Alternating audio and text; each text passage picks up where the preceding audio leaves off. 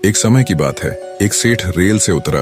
उनके पास सामान ज्यादा था, घर थोड़ी दूर था, तो आसपास किसी कूली किसी मजदूर को देखने लगे। तभी एक मजदूर सेठ को दिखाई दिया तो आवाज देकर उसे बुलाया और कहा, ये सामान है जो मेरे थोड़ी दूर स्थित घर पर लेकर जाना है, बोलो कितने पैसे लोगे। मजदूर आम आदमी नहीं बल्कि कुछ विचित्र था। उसने कहा, साहब पैसे जितने देने हैं दे देना, पर मेरी एक शर्त है। सेठ झुंझला उठा। मजदूर और शर्त खींचते हुए बोला, बोल क्या शर्त है तुम्हारी।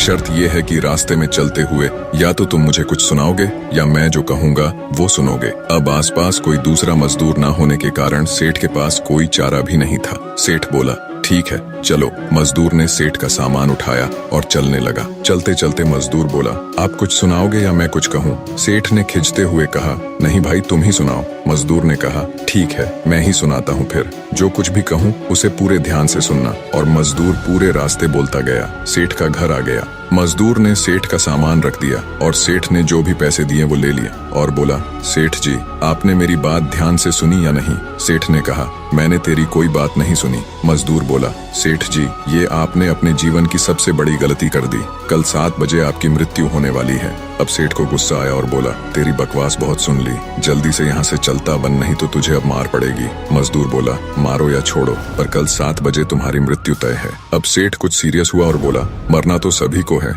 अगर मैं कल मरने भी वाला हूँ तो उसमें अब क्या कर सकता हूँ। मजदूर बोला, मरने वाले तो हो आप, इसे तो कोई टाल नहीं सकता, पर तुम अब भी मेरी बात सुन लोगे तो वो तुम्हारे मृत्यु के बाद भी काम आएगी। सेठ बोला, अच्छा सुना, मैं तेरी बात अब पूरे ध्यान से सुनूंगा। मजदूर बोला, मरने के बाद जब तुम ऊपर जाओगे तो तुमसे पूछा जाएगा, पहले तुम पाप का फल भुगतोगे या पुण्य का। तब तुम कहना पाप का फल भुगतना चाहता हूँ, पर साथ साथ पुण्य का फल आंखों से देखना चाहता हूँ। इतना कहकर मजदूर चला गया। अगले दिन ठीक 7 बजे सेठ की मृत्यु हो गई। ऊपर गया तो यमराज ने वही सवाल पूछा, बोल पहले पाप का फल भुगतेगा या पुण्य का। सेठ को मजदूर की बात याद थी तो बोला, मैं पाप का फल भुगतने के लिए तैयार हूँ, पर साथ साथ पुण्य के फल को आंखों से देखना चाहता हूँ। यमराज बोले, ये क्या बात हुई, यहाँ तो बारी बारी तुम्हें अपने कर्म भुगतने पड़ेंगे। सेठ बोला, फिर मुझसे पूछा ही क्यों, अब पूछा है तो उसे पूरा करो। पृथ्वी पर तो अन्याय होता बहुत देखा है, पर यहाँ तो मुझे ये उम्मीद बिल्कुल भी न थी। यमराज सोच में पड़ गया, बात तो सही कह रहा है, पूछ कर ही गलती कर दी।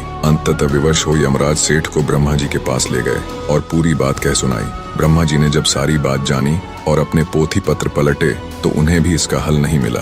कोई ऐसा नियम नहीं था जिससे जीव की दोनों इच्छाओं को साथ साथ पूरा किया जा सके। ब्रह्मा भी विवश हो सेठ को परमात्मा के पास ले गए, साथ में यमराज भी था। परमात्मा के पास पहुंचे तो उन्होंने ब्रह्मा और यमराज को वापस भेज दिया। अब रह गया सेठ, तो ईश्वर ने कहा, बोलो तुम क्या कहना चाहते हो। सेठ हाथ जोड़ बोला, जी मैं तो शुरू से एक ही बात कह रहा हूँ कि पाप का फल भुगतना चाहता हूँ और साथ साथ पुण्य का फल आंखों से देखना चाहता हूँ। भगवान बोले, धन्य है वो गुरु रूपी मजदूर जो तेरे अंतिम समय में तेरा कल्याण कर गया। अरे मूर्ख, उस मजदूर के कारण ही तू मेरे सामने खड़ा है। तूने अपनी आंखों से मेरे दर्शन कर लिए, मेरे दर्शन मात्र से तुम्हारे सारे पाप नष्ट हो गए। अब इससे बड़ा और क्या पुण्य देखना चाहता है। निष्कर्ष, गुरु हमें कहीं भी और किसी भी रूप में मिल सकता है। गुरु की हर बात ध्यान से सुननी चाहिए, पता नहीं कौन सी बात कब काम आ जाए। सभी गुरुओं को मेरा सत सत नमन। जीवन में सही मार्ग दिखाने वाली ऐसी ही और वीडियो के लिए हमारे साथ जुड़े।